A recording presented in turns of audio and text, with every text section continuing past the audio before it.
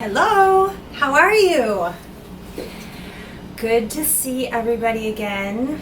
I feel awkward because I haven't been online lately, and you'd think that it would get easier to do YouTube videos, but actually the more you do it, it just feels weirder because you start, at least I start, second guessing myself. Like, should I even be talking to my camera and all of these strangers out on the internet about things that are happening in my personal life and things I'm thinking? And you start to think that your opinion is just like another person blabbing. So it's me blabbing again. A lot of these thoughts have come up recently because I was recently in a relationship for a couple of months. And near the end, it just started getting bad, and some things came up between us where I was told my YouTube station, like, why do I talk about sex on my YouTube station? Why am I just putting my personal life out there? And I was told, like, that would be very embarrassing if this person's parents saw, or if their friends saw, which actually their friends ended up seeing, which is how he found out, because I actually never even brought it up. So that happened, and the whole thing actually ended kind of badly. I am talking to my therapist about it today, and we did get him involved too in trying to work out some issues, but it's kind of a red flag when you need couples therapy within 2 months of dating. So I'll go into that a little bit later. I did promise this person I wouldn't talk too much on YouTube about the relationship. So it's my first boyfriend that knew I had a YouTube station, basically. Remember that one I did about the douchebag? He never found out, which is super cool, but I did run into him a couple of weeks ago, and I was like, what was I ever thinking? How could I have spent so much time with you? It just was like, I'm like, why do I do this? But okay, so the reason I haven't really been online lately is because I've been swept up in this 2-month romance with this guy who is actually 15 years younger than me. So he's 27. I just turned 42. I had my 42nd birthday like 5 days ago. It's September 20th. Virgo power. So this thing happened at the end where we were fighting so much, fighting, and then on my birthday, some things were said, and I broke it off with him, even though I think it was kind of mutual. That night, my friend invited me to this dance party. I'm in Puerto Rico right now, and I've never been to a Puerto Rican dance party. And it was like an hour away on the beach. And I was like, hell yeah. So you might have seen my Instagram post. I got like decked out for a rave. I like to dress up kind of like skimpy when I rave because I'm just dancing and it's hot. So I put on like a crop top. I had like a red velveteen crop top and some sparkle booty shorts because I like to wear sparkles when I dance because it's like fun to see how the light hits you. And I posted on Instagram about like, hey, I just did a little like stupid thing with my mask. Actually, I don't know, I wanted to show you this cool mask. The guy actually bought this for me, which is pretty damn cool, but it's like this super freaking cool mask. So I'm like raving with my cool mask on. Hang on, I want to get to the best. This one, you know? It's even, I mean, way better music than that. So I posted on Instagram about me going. Turns out that he found it. He's been following me, I guess. I never followed him on Instagram or Facebook. I actually, when I start dating somebody, I'm not really interested in seeing their online representation of themselves because it tends to cloud my thoughts about them. And honestly, I'm more turned on if a guy is not on social media that much. Maybe guys are turned on when girls aren't on social media, because I feel like sometimes I'm so annoying on my Facebook and on my Instagram. Like, it's a character almost that, for me, I like to fuck with people a little bit on social media because people get so offended at everything. Like, I'll post a Fox News video or a Ben Shapiro video and they fucking lose their minds. Especially a lot of the people in the animal rights community, of which I was a part of. I mean, I'm still a vegan, but I was super in the community, and I started posting some questioning of leftist kind of mentality more like eye-rolly behavior that I found on that side. Sort of a hatred toward critical thinking and nuanced conversations, and a critique of cancel culture and headline culture, and basically that whole side thinking they're right and nobody else can question what they think. And then they have everybody on their side, basically, even though it's all about money, but they have the corporations and that, super liberal education institutes on their side. So I like to poke at them a little bit. I'm not saying the left is all wrong.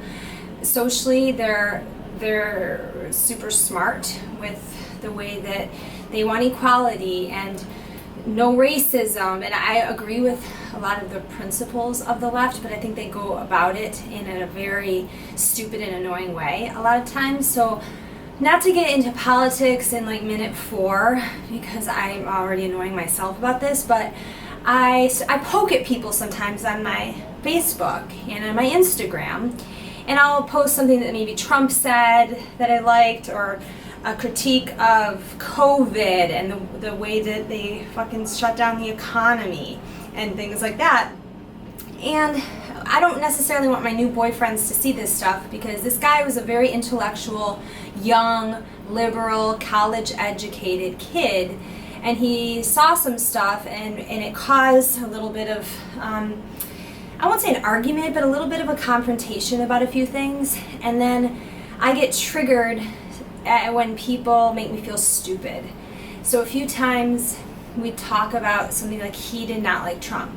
I don't think he was like in the hatred side of Trump, but he also admitted to never understand or never actually looking into his policies and reasons people like some of the things Trump does for the economy and for efforts in bringing countries together, things like that. So he didn't really know a lot about that, and I'm not saying I'm the expert either. If you've seen my other videos, like I'm kind of stupid when it comes to this stuff. I have like hunches sometimes. I look at various news sources. I grew up in the country, in a blue state, New York, but in like the red countryside. So I'm sort of biased by way of my Republican parents, growing up in the country, to working class people. The university I went to was back in 1998, and it was in South Carolina. So I kind of have a certain bias based on these things, based on basically being like a farm girl. And then you got an ultra liberal, highly educated, comes from a wealthy family, went to a very good university in the States, and so we butt heads a little bit. So I say all of that to say, like, I tried it with a somewhat leftist guy. That part was not the part that ruined us, though. My therapist says it's our unresolved issues that ruined us. And I can't speak for him because I don't want to speak for anybody else but myself. She thinks everything comes back to me being adopted and not feeling like I am worthy of love and running away from people before they can run from me. And I know I do a lot of this. I was actually thinking that I have been moving my entire life, practically like every 2 years. I had a good like 8 years in there when I was married in my 20s, and I was living in South Carolina, and I was under the illusion of religion, which was actually evangelical Christian religion up until my age 28. So it was almost like I had a bit of a, I say straitjacket, and I understand that can be offensive to people that still practice religion, but it was confines of a set of rules that kept me in check. And I really did like my husband, but more like a roommate. But I put these people around me and this environment around me in sort of a bubble, a Christian bubble. And at 28, I got out of it and then just started moving. Went to LA, then Chicago, then Philadelphia, then I lived in Qatar for a bit, then Italy a couple summers, and then what did I do? Went back to LA. I went to LA 3 times. Now I'm in friggin' Puerto Rico. Last night, like a friggin' crazy person, I'm looking up Vietnam. I'm like, what the fuck is wrong with me? Why can't I be okay? I had this argument with my landlord. So I have like a really nice, well, I like my place. It's like a little house, and it's the perfect size for me. It's on a rooftop. I'm in Puerto Rico. I just said that. But my fucking landlord lets his dog pee on my front porch every single day, and it just bakes in the fucking sun. And his dad owns the place, so I can't really complain because they told me that they're giving this to me because of COVID and because tourism basically stopped. They're giving it to me for half off, which is super cool. I'm like grateful for that, but also I didn't sign up to fucking rinse your dog's piss off my front porch and open my door every day and to smell dog pee. It really pisses me off. So I've been here like 3 months and I'm dealing with it. I do it every day. He lets his dog shit too, and I had to talk to him about that. He's cleaning up the shit, but there's little pieces of shit too. And anyone knows me, I'm not a dog person. I think dogs, I'm sorry like for my dog loving fans, but I think it's crazy that people have dogs in the city where they shit and piss all over the sidewalk, and we all have to like track it in our houses. We have to smell them. Like, I grew up with dogs. I've never liked them. I don't want harm to come to them. I just don't like, they bark. If I moved into a place next door, a dog was barking, I'd honestly have to move because the sound of dog barking makes me crazy. So anyway, trying to avoid dogs, this fucking little rich kid brat lets his dog piss on my front porch every day. And I said to myself, Maggie, if you text him about it, I want to talk about it, he's going to raise your rent. I know it because like some people are just little shits. He's going to raise your rent. And once you know it, within 2 texts back that I texted him really nicely saying, I know if it's an emergency and you need to let your dog up here, but he doesn't want to walk down 3 flights of stairs. He just wants to come up 1. So he says to me back, well, actually, I've been thinking of raising rent because you pay, I can get $2,000 in an Airbnb at that place. And I'm just like, you're so predictable. So I'm just giving you that little backstory to tell you.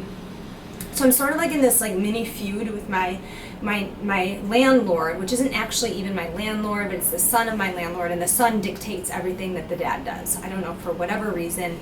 So he wants to raise my rent because I complained about the dog pee. And I knew that was going to happen, but I held off. So I'm like, do I want to stay in Puerto Rico or do I want to go somewhere else? Because I do, although I like it here, there's some of the mentality here, and I guess a mentality is going to be a thing in every place that you live. There's going to be people that have always lived in the place where you go as an outsider, and when you're an outsider moving into a new place, you have to like be humble and shut your mouth and like abide by the rules of the greater mentality.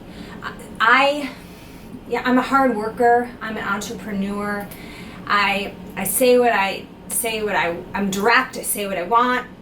That's annoying for some people, and I feel like I don't totally fit in here, although I do have like one friend that opened a bar. She's fucking cool. She's a righty, like the righties. I just like the righties. I did some videos about some lefties that I met that didn't like my Facebook post, got so offended. So there's like a whole group of friends here that I tried to get in with, but they just end up starting hating me after a while. They're always offended by something. So anyway, I don't know if Puerto Rico is the place for me, so I start looking up Vietnam. You can get a luxury apartment in Vietnam, in Ho Chi Minh City, for like $500. If you want to pay $650 to $700, $800, you're getting a gym, a 2-bedroom, fully furnished, neat, beautiful condo overlooking like a friggin' river or something. So I don't think I'm going to actually move to Vietnam because I don't know what I would do there. I was thinking of maybe teaching English or something. I don't know. It sucks to be 42. No husband, no like prospects. I don't know. I've been bummed out. I've been depressed, but okay, this is what I want to tell you. I've been depressed, dealing with this breakup. I'm alone now in this little like apartment. I'm trying to like super clean it, get some rugs, get some plants. Oh, I started planting get some things that make it nice. So I did realize that. I realized that when I did realize that when I am with somebody and I'm always going over their house, because usually the guys that I date have the nicer places than I do.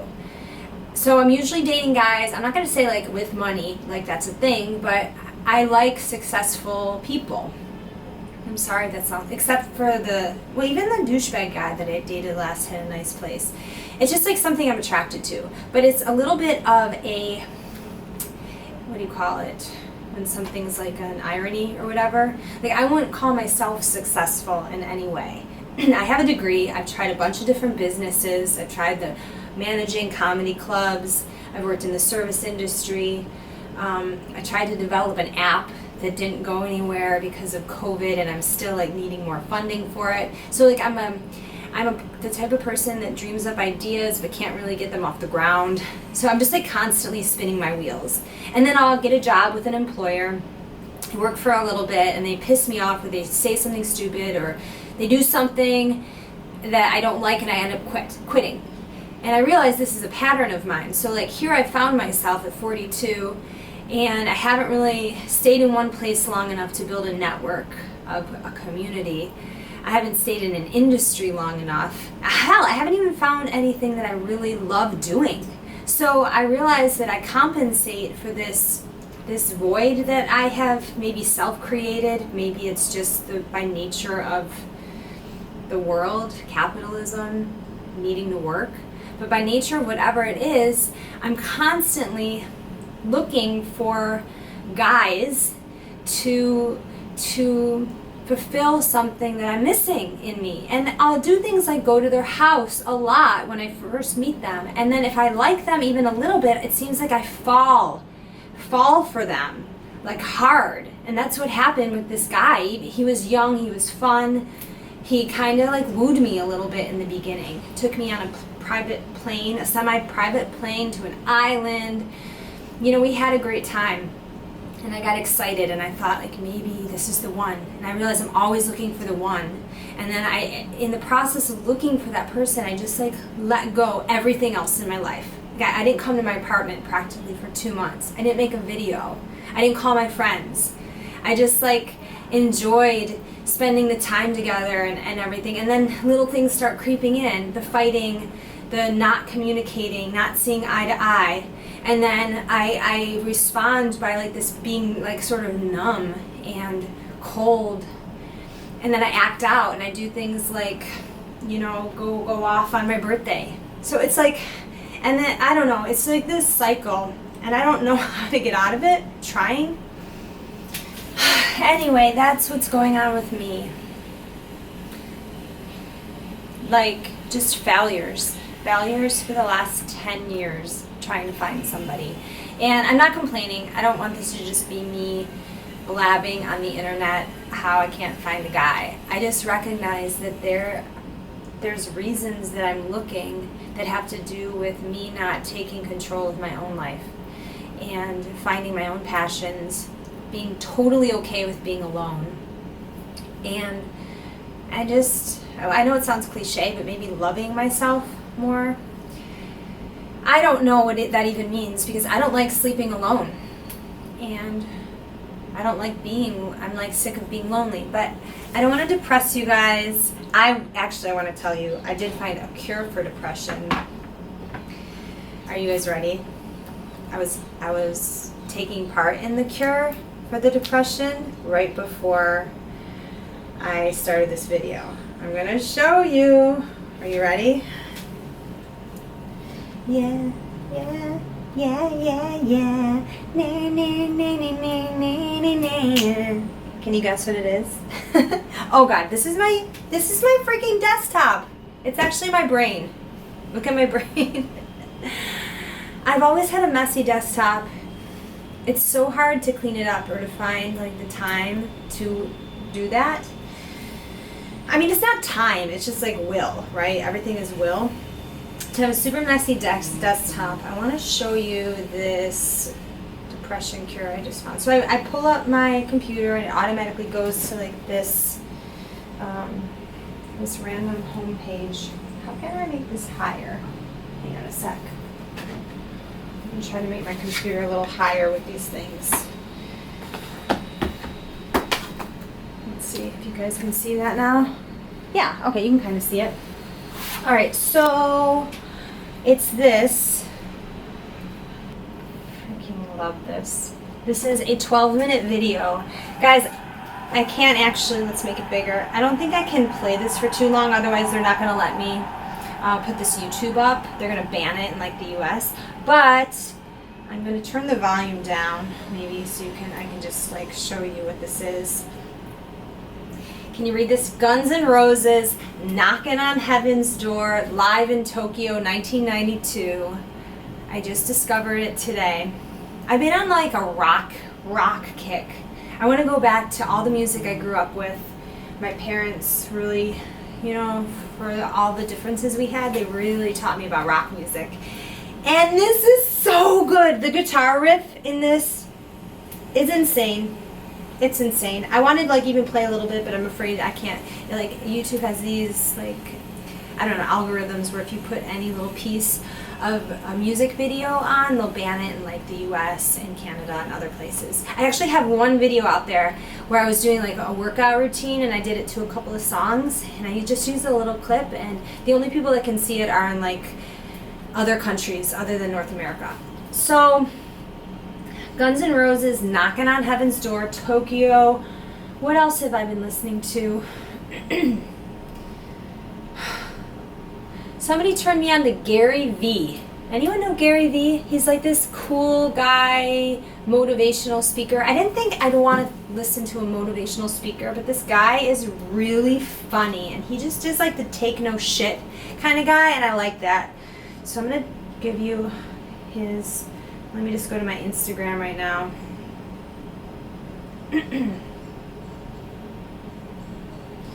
Gary VEE. It's this guy. I'm sure like I'm late to the game and everyone's heard of him but me, but he's so fucking cool. What does he say here? He said, I like this. Are you ready? You can do everything wrong for the next 10 years of your life and still be young as fuck. That, like, I needed to hear that. I don't know if anybody else, like, constantly is, like, thinking, I'm getting old, I'm getting old, I'm getting old. Like, I remember when I was 25, I wanted to be an actress and moved to LA, and I was like, no, I missed my peak. I'm 25. And then now I'm like, why did I think I was too old at 25? And then I ended up moving to LA when I was 30, and I was like, some casting agent told me I was too old at 30. Now I'm freaking 42. Still just like, well, I almost hit my nose on the computer. Okay. You want to, let's see, what else do I want to talk about today? I had so many things to talk about. I want to talk, maybe we'll do something like what's happening. I'll tell you like how I get my news. Do you guys want like an inside scoop on me getting my news? You know what my favorite station is? And I would think that you guys are gonna hate me for this. No, maybe some of you won't. But growing up, my parents watched Fox News all the time.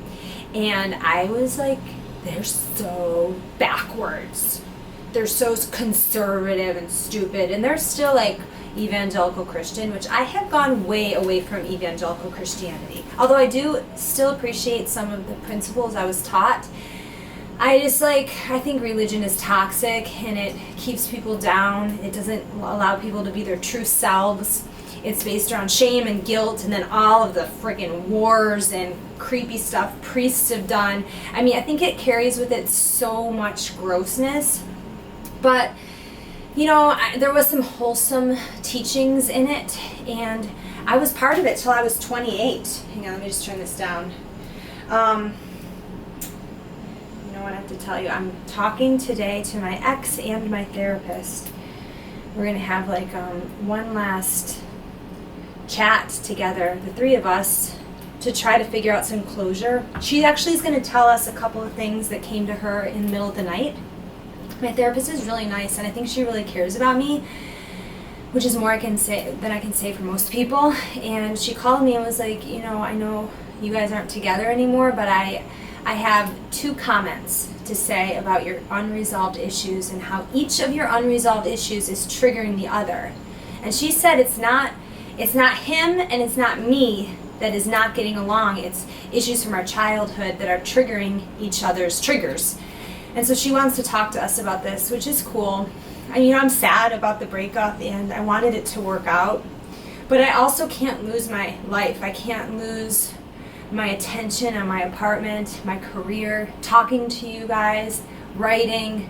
It's like when I'm having too much pleasure, I don't have that fire underneath me that's like, Maggie, start a business, Maggie, write a book, Maggie, like, even cultivate friendships, work on yourself, read a book. Hell, I don't need to write a book. Maybe just start by reading a book, which, by the way, I did start Crime and Punishment during the pandemic, and I absolutely love it.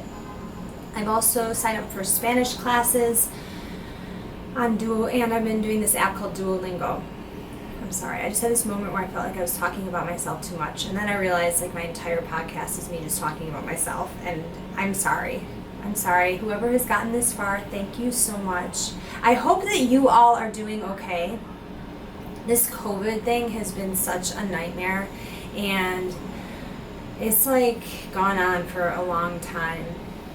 There's 2 people I kind of know that committed suicide during this. Actually, one I very much know, and from Buffalo, and somebody that was an animal rights activist in New York City. So I just want to say, if you're struggling with your mental health out there, please, I'm like the most unequipped person to give advice, but because I struggle with my mental health too, but please just know that it will pass.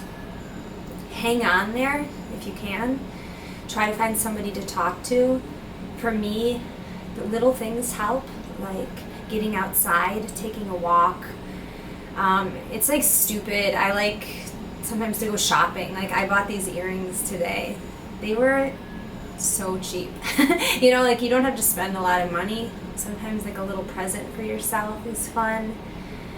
Lately I haven't really been finding solace in Netflix like I used to. I started to watch this Spanish show about, like, it's called House of Flowers. It's kind of silly, but I'm trying to read it with English subtitles, so that's kind of been okay. But I understand, like, if you can't find anything that is making you excited. Oh, I want to tell you one other thing, actually. Again, I'm not trying to give advice, but there's a really cool app called The Pattern. It's this one right here.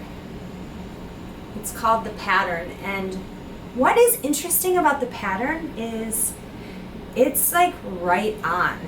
I don't know if it's an astrology app or if they take multiple disciplines like astrology, numerology, and I don't know, creative writing, and blend it all together with your birthday. But the last 3 days, because I've been going through this breakup, and then I had these thoughts about moving to Vietnam, and then like yesterday I was in this like super pit of despair mood, and every day it will give you an update, and it's like a multi-essay, like multi-paragraph essay about what you're going through, your pattern, and every day it has been totally on. And last night I was up till like 4 a.m, like I said, looking up apartments to move to like Ho Chi Minh, and thinking maybe I'll go and get a writing degree. I even thought like maybe I should go to law school. I'm like that confused. If anybody else is confused, feel free to comment. I don't know what to do anymore. I think like the only thing I want is love. But oh, that is deep, huh? Yeah, I think the only thing I want is love. Maybe that's like the only thing all of us want. And we just spend our lives like distracting ourselves or going after other things. I don't know. But The Pattern is super freaking cool. Alright, I was telling you about Fox News. I freaking love Fox News, and when I was a kid, like I said, I would roll my eyes at my parents for watching it. But as I got older, I really like it. And let's go here. Let's see what's happening. So every morning I go to Fox News. Okay, I'm just giving you my patterns. And I scroll through here. President Trump delivers remarks on Black economic empowerment in Atlanta.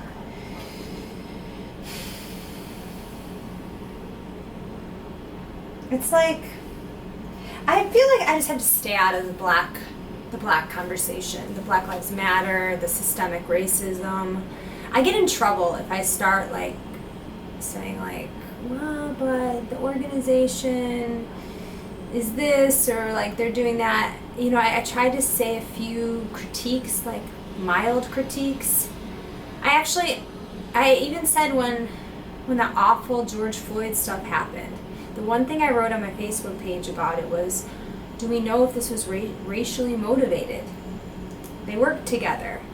Like, did he kill him because he was black, or because they had beef with each other, or because like the cop was a dick?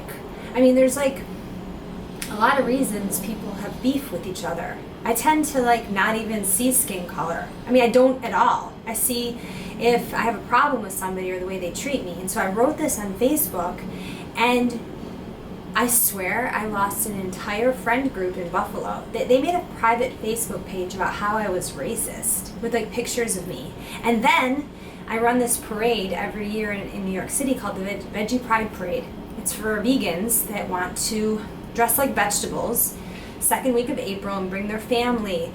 And then there's a big festival in Union Square Park afterward where people can learn about healthy living and new food items that are out there and nonprofits helping animals. And I can't say the word every, but most of the vegans that came to the event and spoke and helped me with it got on board with some drag queen that screenshotted my question about the motivation behind the police officer. Was it racially motivated? And then she took a few videos that I posted of Tucker Carlson and Ben Shapiro and put together this multi-picture post, tagged all these different vegan activists in it, and basically every single person that I have partnered with on my event called me racist online. This happened in March. I did a 2-hour response video. I have another station called The Non-Left Vegan. I don't post a lot of my vegan rants on here because a lot of you aren't vegan. In fact, probably most of you aren't, and it's not really the subject of my YouTube station, although it's part of who I am. It's part of like my ideology and something that's very important to me. So I have the Non-Left Vegan YouTube station, and it's a 2-hour rant. Basically, they canceled me. The vegans canceled a vegan event because they didn't like my racist comments, which was basically just me asking that question and posting a few random videos, Ben Shapiro and Tucker Carlson. And like, I don't agree with everything Ben Shapiro says. I mean, he's super pro-family, pro-having babies. He's an Orthodox Jew. Like, I don't like religion. I'm an anti-natalist. I think people need to stop having kids. Think like, oh God, that's a totally new video. But like, I'm neither of those things. But I like logic, and I like some of the things Ben's saying. Tucker Carlson is also like super conservative family man, and he says some good things. You know, not all good, but I was really demonized for it, and it still fucking bothers me because I put in years of volunteer work on this event, and it's supposed to be a good thing for the community. So I'm gonna post it on my actual page on like this Maggie Sargent page. So if anyone is interested in my response to this fucking vegan drag queen, I don't want to hate him or her, even though they really fucked me over with this event. Honestly, I was getting tired of it anyway. And vegans can be such assholes, even though I think it's like the highest moral, they have like the highest morals, because we should not use and abuse animals, not in 2020. But I don't want to be that dick that tells you what to do either. So I'm sorry, I'm gonna rewind my face.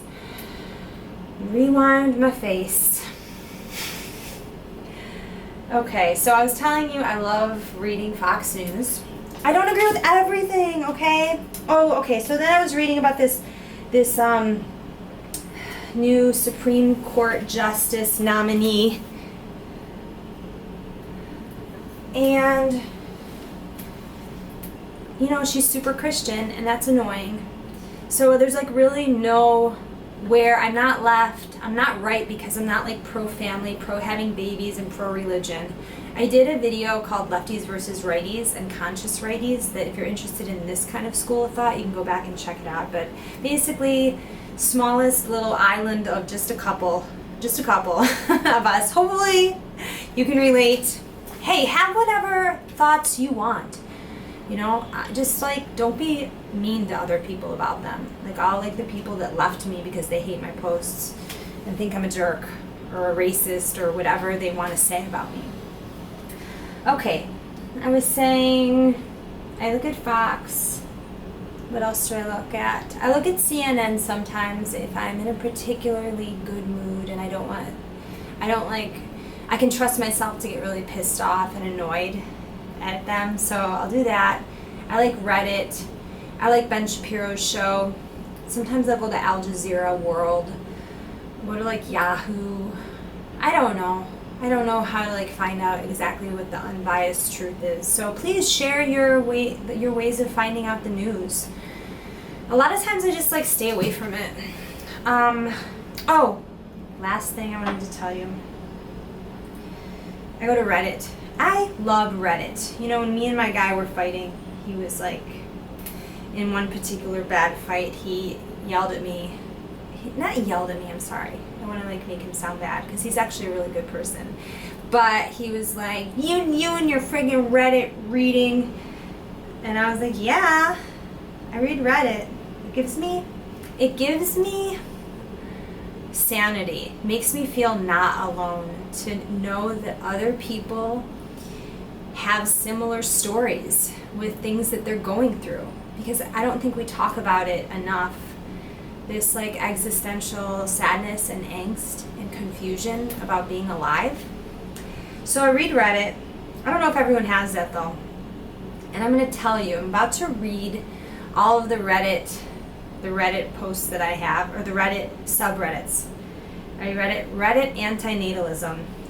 I love the antinatalism. Reddit misanthropy. That's like when you hate humans. Reddit narcissistic abuse. Because like everybody's been abused by a narcissist, right? And then they call us narcissists? I don't know. Am I the asshole? I love Am I the asshole? What else? Collapse. No wonder I'm sad. Collapse is all about like signs of collapse in the world. Stoicism. I have a video called Stoicism and the Snake. It's edgy, and I didn't post it. I like did it 2 months ago, but I might post Stoicism and the Snake about this crazy night I had here in Puerto Rico. It's really funny. Okay, abusive relationships, because like we've all been in them, right? Have we been the abuser too? I don't know, maybe. People are bad to each other. We're just like all trying. Sex AA, which is like sex addicts. I mean, I don't know that I am one, but I like hearing the stories. North Korea, because like North Korea is fascinating and it's like crazy it exists on this planet. Ex-Christian, anti-work, and dank memes, and conspiracy. So, okay guys, I'll shut up for today. I mainly just wanted to give you an update, tell you what was up, how I'm doing. Please take care. Thank you for watching. I'll post again soon, and I appreciate you. I appreciate your comments. I appreciate everything. Like being able to talk to somebody is super comforting. So take care and catch you next time. Catch you outside. I digress. Okay, I'm trying to wrap it up. Thank you for watching. Bye.